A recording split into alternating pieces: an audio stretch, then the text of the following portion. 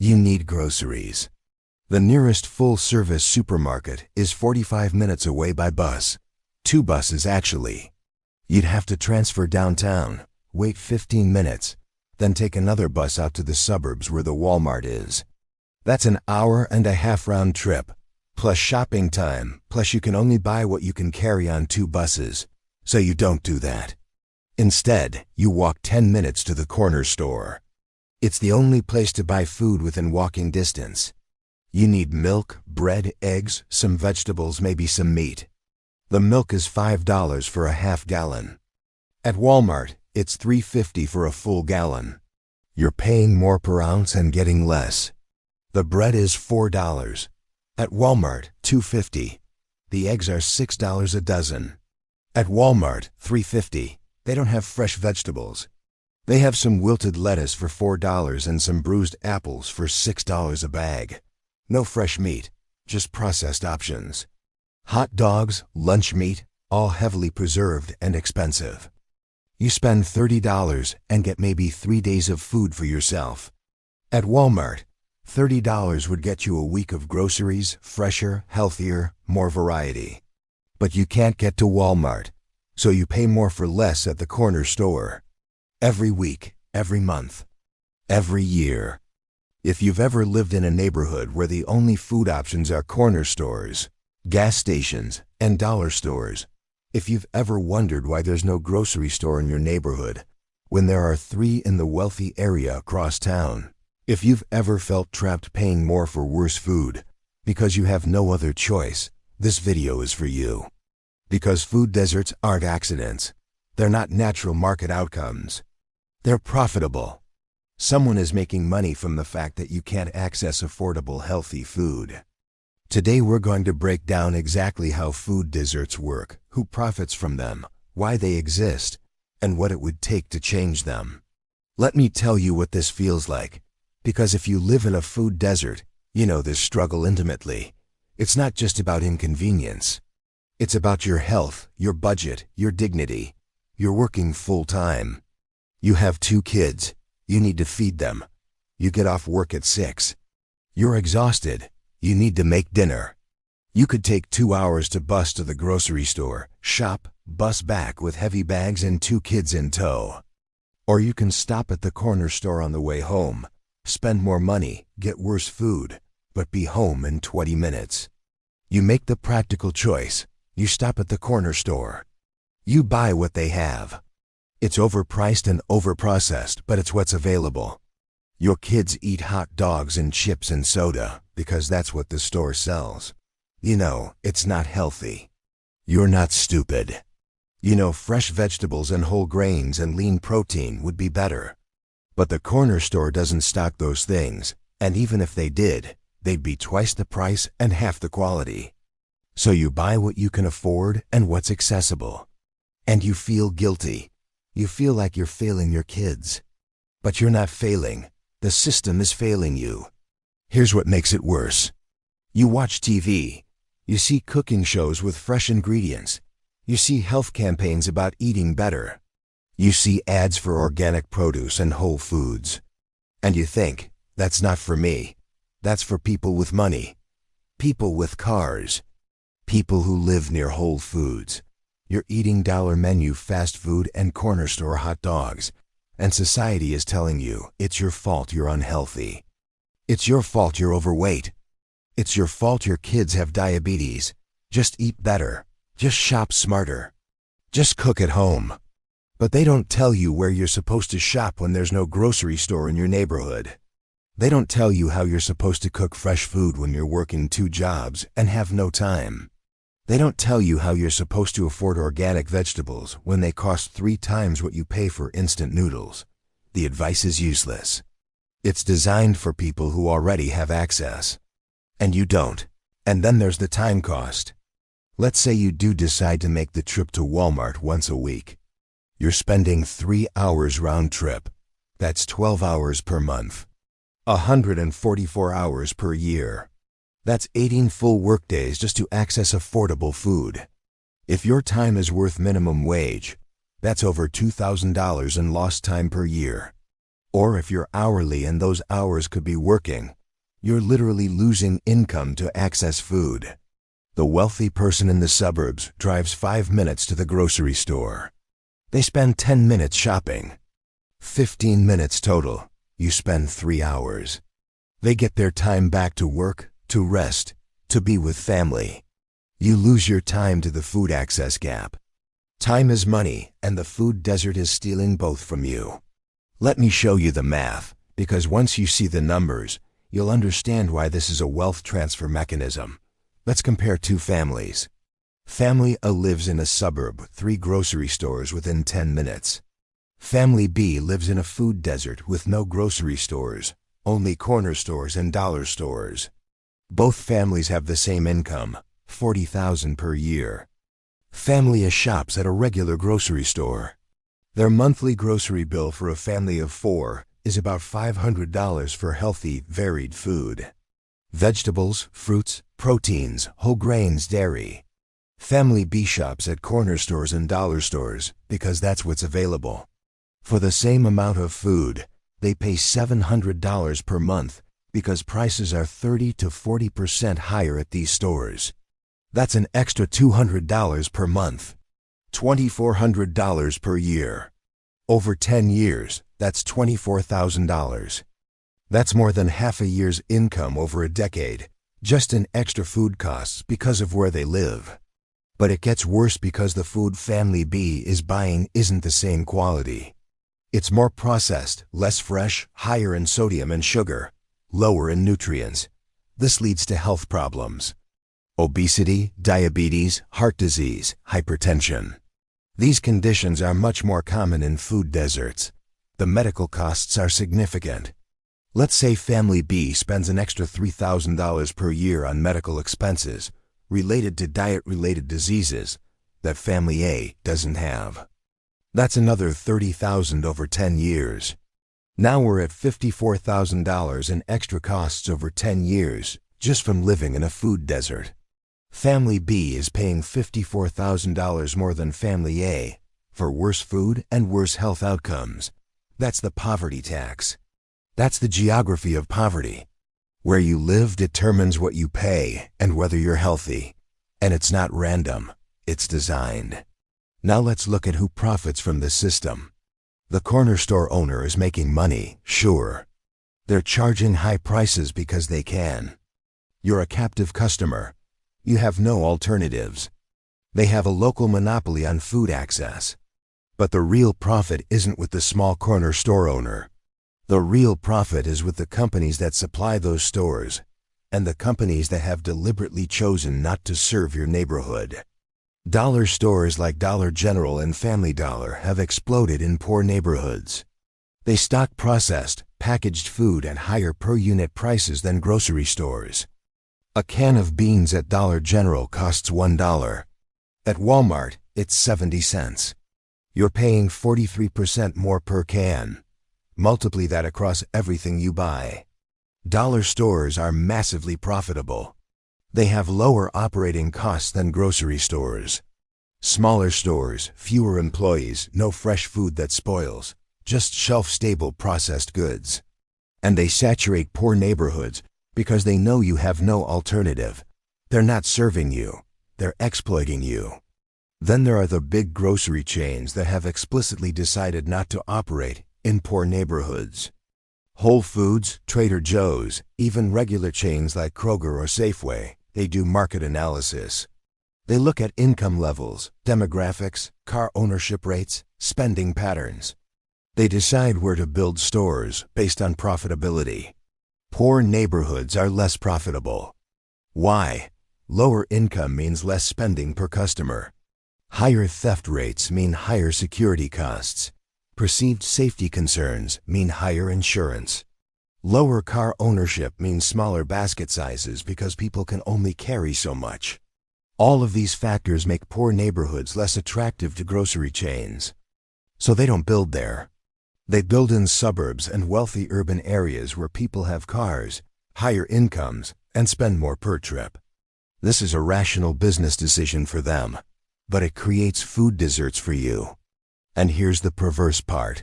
Because grocery stores won't come to poor neighborhoods. The people in those neighborhoods are forced to shop at corner stores and dollar stores, paying more for food, which means they have less money for everything else, which keeps them poor, which makes the neighborhood less attractive to grocery stores. It's a feedback loop. The absence of grocery stores keeps you poor. Your poverty justifies the absence of grocery stores.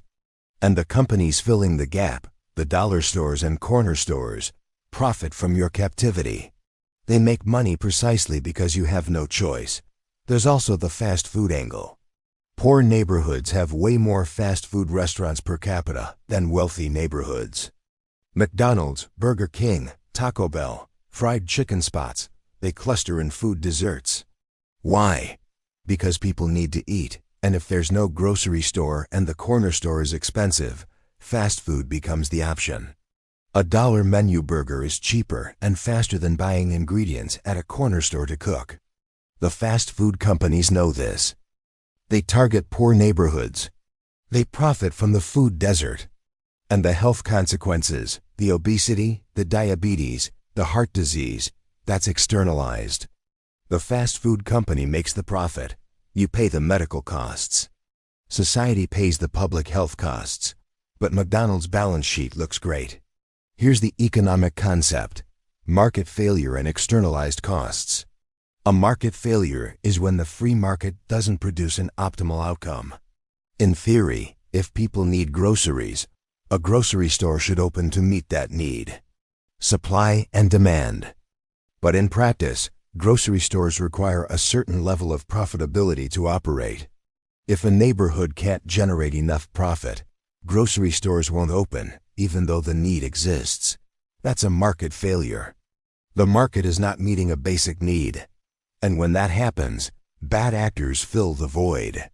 Dollar stores, corner stores, fast food, they step in. But they don't solve the problem. They profit from the problem. The externalized costs are the negative effects that aren't reflected in the price. When you eat processed food because that's all that's available, and you develop diabetes, the medical costs of your diabetes aren't paid by the dollar store that sold you the processed food. You pay those costs. Your insurance pays. Taxpayers pay through Medicaid. The costs are externalized from the business to society. The business keeps the profit. Society bears the cost. That's how food desserts are profitable. Profit is privatized. Costs are socialized. Now let's talk about why food deserts exist systematically and historically. This isn't new. This is the result of deliberate policy choices going back decades. First, redlining. In the 1930s and 40s, the federal government created maps of cities rating neighborhoods for mortgage lending risk. Neighborhoods with black residents were colored red and deemed high risk. Banks wouldn't lend there. People couldn't get mortgages. Businesses couldn't get loans. This was official government policy. Redlining created segregated, disinvested neighborhoods. Wealth couldn't accumulate. Businesses couldn't grow. And those neighborhoods are still poor today, 80 years later, because the effects of redlining compound over generations. And grocery stores look at those neighborhoods today and see low incomes, low home ownership, low car ownership, and decide not to build there. The redlining of the past creates the food deserts of the present. Second, white flight and suburban development. After World War II, the federal government subsidized suburban development and highway construction. White families moved to suburbs. They took their wealth with them. Cities, especially black neighborhoods, were left behind. Tax bases shrank. Services declined. Businesses closed. Grocery stores left because their customer base left, and they never came back. The suburbs got new shopping centers and grocery stores. The cities got abandoned buildings and corner stores. This was policy. Government subsidies for suburban mortgages but not urban housing. Highway construction that literally destroyed urban neighborhoods. These choices created the geographic inequality we see today. Third, the rise of car dependency. America built its infrastructure around cars. If you have a car, you can drive to the grocery store in the suburbs.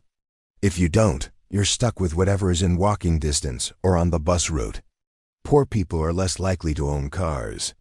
They're more likely to rely on public transit, which is often inadequate.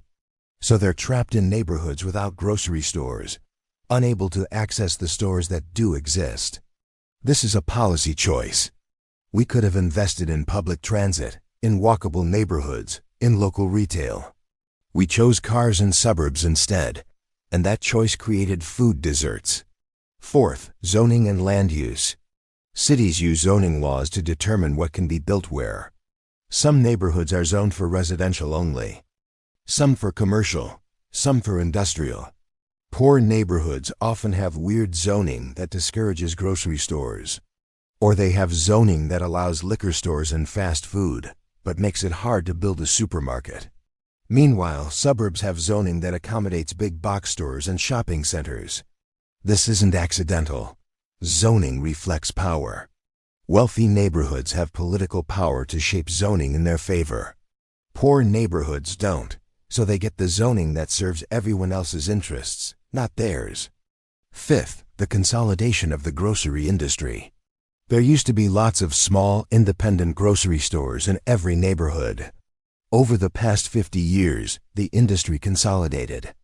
Big chains like Walmart, Kroger, Safeway bought up or drove out the small stores. These big chains operate on volume. They need large stores, large parking lots, high customer volume to be profitable. They don't build small neighborhood stores. They build giant supermarkets in areas with lots of car traffic. This model works great for suburbs.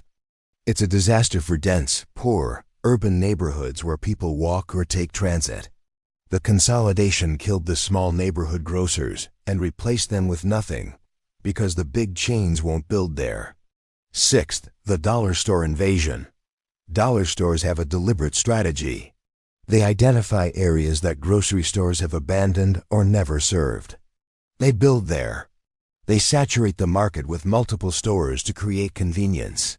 And they stock cheap, processed food that doesn't spoil and has high profit margins. They're not trying to provide nutrition. They're trying to maximize profit from captive customers. And they're incredibly successful. Dollar stores have become one of the fastest growing retail sectors. They're growing in poor rural areas and poor urban areas. Anywhere there's a food desert, dollar stores move in. They're filling the gap, but they're making the problem worse because they don't offer the fresh, healthy food that grocery stores do, and they charge more per unit than grocery stores. Seventh, institutional racism and disinvestment. Let's be clear. Food deserts are disproportionately in Black and Latino neighborhoods. This isn't coincidence. This is the result of systemic racism. Banks don't lend to businesses in these neighborhoods at the same rates. Insurance companies charge higher rates.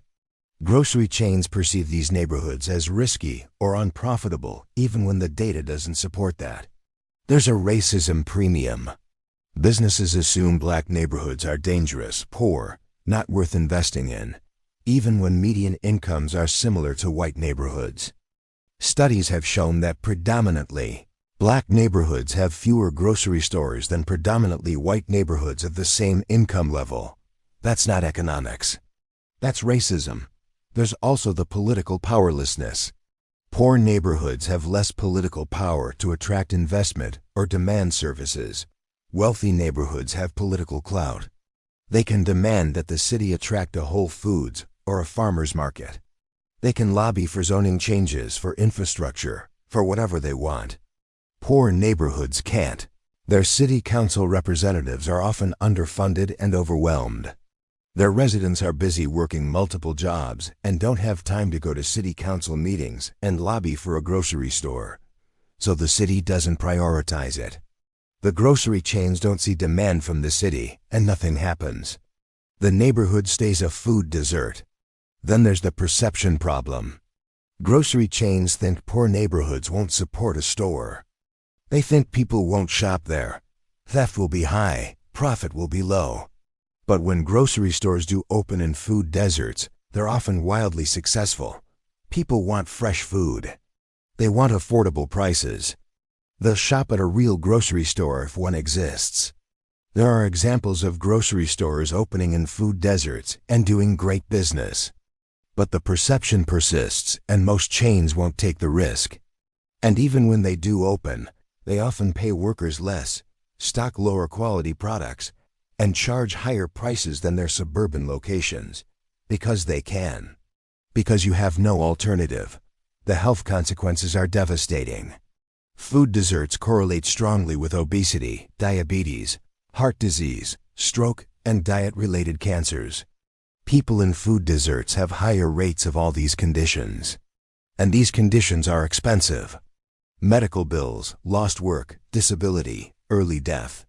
The CDC estimates that diet-related diseases cost the U.S. healthcare system hundreds of billions of dollars per year.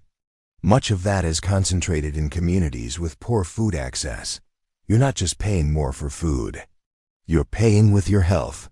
And when you get sick, you pay again with medical bills you can't afford. The food desert is a wealth extraction mechanism and a health destruction mechanism. You lose money and you lose health because of where you live. So what are you supposed to do? Let's start with individual survival strategies, knowing these don't fix the system. First, if you have any way to access a real grocery store, prioritize that. Carpool with neighbors. Take the bus once a week and buy in bulk what you can carry or store. Use grocery delivery services if they're available and affordable, though many don't serve food deserts well. Some cities have grocery delivery subsidies for low-income residents. Look into those. Second, shop strategically at dollar stores and corner stores.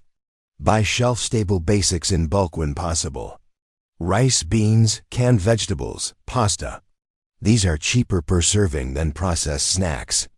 They're not fresh, but they're healthier and more economical than chips and soda. Learn which items are decent value and which are terrible value. Avoid the terrible value items. Third, grow food if you can. Container gardens, community gardens, even just growing herbs on a windowsill. This isn't the solution to food deserts, but it's a small step toward food access and autonomy. Many cities have community garden programs. Get involved. Fourth, join or start a food co-op or buying club. Pool resources with neighbors to buy in bulk from wholesalers, or make trips to grocery stores together. This is harder to organize, but it can work. Fifth, use farmers markets and farm stands if they exist in your area. Some cities have programs to bring farmers markets to food deserts and accept SNAP benefits. These can be great for fresh produce at reasonable prices.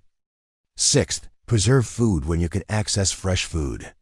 If you make it to a grocery store, buy extra vegetables and freeze or can them. This extends the value of each trip. Seventh, know your rights around SNAP and WIC. These programs can help with food costs. They're not enough, but they help. Make sure you're getting all the benefits you qualify for. Eighth, support mobile markets and food trucks that bring fresh food to food deserts.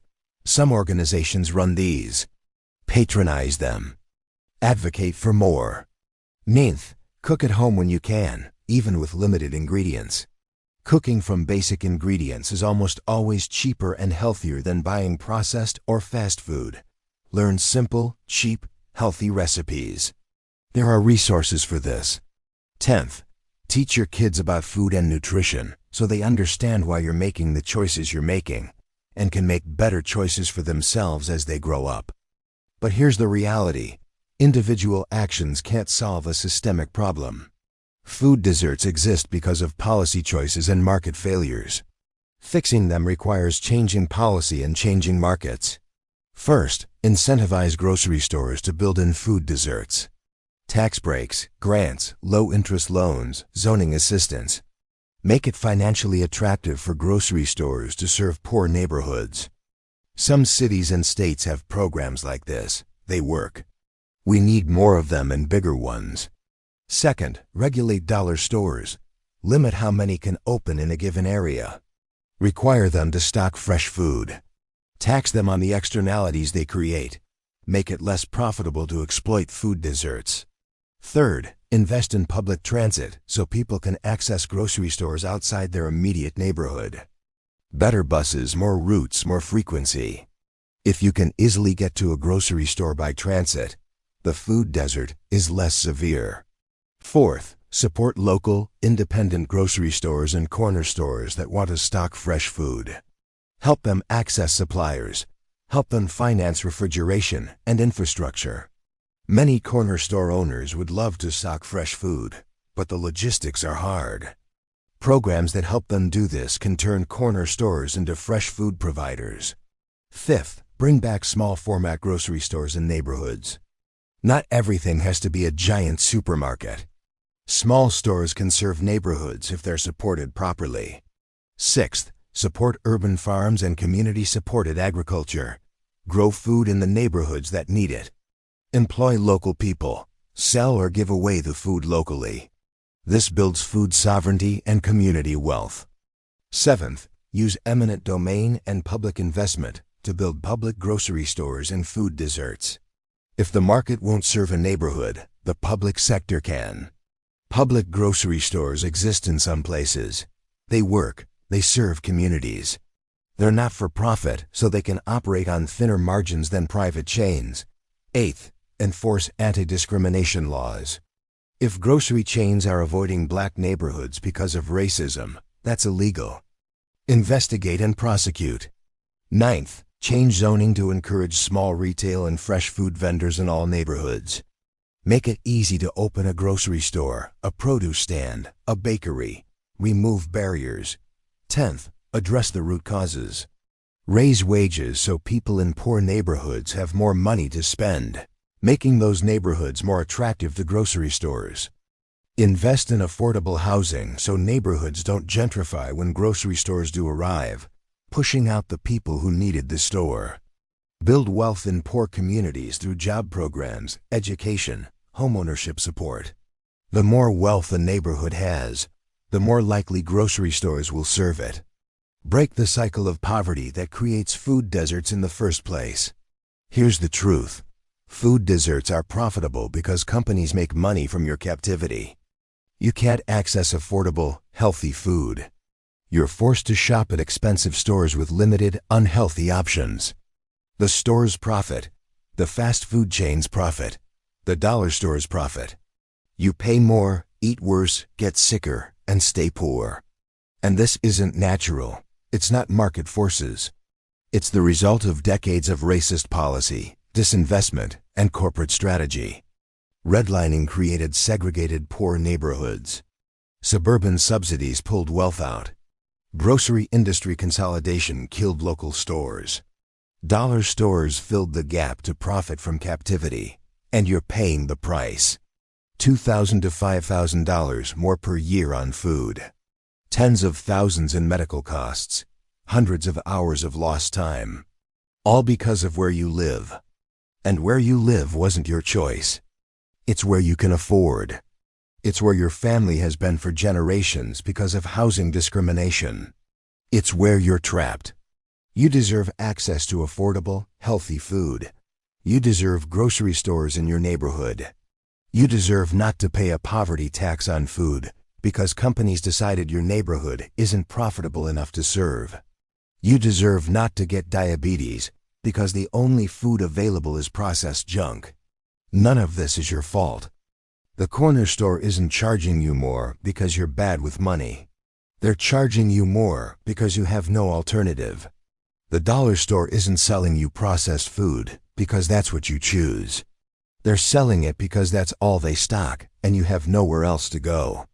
The fast food restaurant isn't in your neighborhood because you demand it. It's there because companies target food deserts knowing you're a captive market. Food deserts are not accidents. They're not unfortunate market outcomes. They're profitable business models built on the foundation of historical racism, policy failure, and geographic inequality. The companies profiting from food deserts are making rational business decisions. It's rational to charge more where people have no alternatives. It's rational to sell processed food with high margins. It's rational to avoid neighborhoods that require higher investment and return lower profit. But just because it's rational for the business doesn't mean it's acceptable for society. We allow this because we've decided that corporate profit matters more than public health, that market efficiency matters more than human dignity, that shareholder value matters more than whether children can access fresh vegetables. This can change. We can change it. Demand that your city invest in food access. Support policies that incentivize grocery stores in food deserts. Support public grocery stores if private ones won't come. Support regulations on dollar stores. Support urban agriculture. Support living wages and wealth building in poor communities. Vote for people who prioritize food justice. Organize with your neighbors. Food deserts exist because of political choices. Different political choices can eliminate them. You deserve better. Your neighborhood deserves better.